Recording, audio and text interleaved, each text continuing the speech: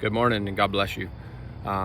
Today's going to wrap up the book on the Song of Songs, and with chapter 8. It's an amazing chapter. We're only going to mention 3 or 4 things in this chapter, and just pray that this is an invitation to dig deep into not only the Word of God and the book of the Song of Songs and to understand this paradigm, but to dig deep into love and in desire to know Yeshua and to walk with God in closeness in our original intent.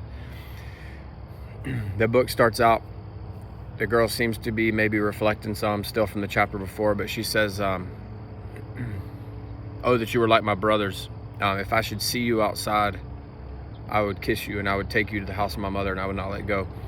And I think, so you take from the framework of maturity, she's speaking as someone mature in God here.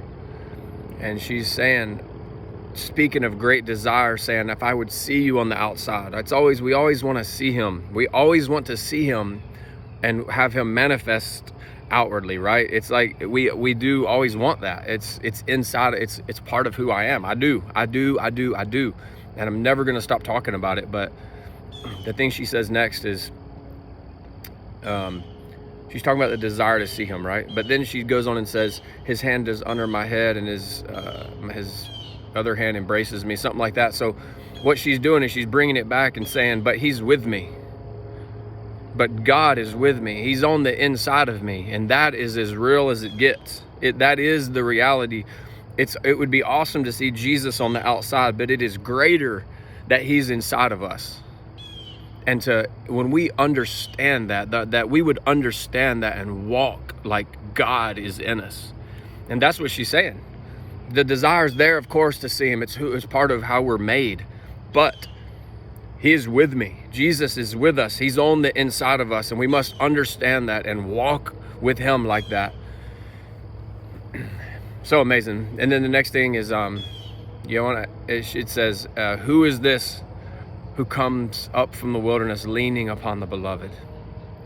And this is so amazing because you remember I said I was going to refer to this earlier in the series in chapter 3, I believe, because she's saying that she'd had this encounter with Yeshua and with Solomon, and she said, who is this who moves through the wilderness, comes to the wilderness? It's Solomon's couch. And it was this amazing thing. And you fast forward through the process of maturity, and her brothers are in awe, saying, who is this coming from the wilderness leaning upon the beloved? And that's what God does with us. I want to show up with God. I want to be found in him. What does it say? When he appears, we will appear with him, because we're one with him. We appear with him in glory when he appears. And I want to be one of those who show up with him. And if I'm seen, I'm okay being hidden. I am hidden. But if I'm seen, I want to be seen with the beloved. I want to be seen as one who came up from the wilderness leaning upon the beloved. See the sun coming up in the horizon, just peeking up above the trees. Like, who is this who comes up? It's just amazing every day. And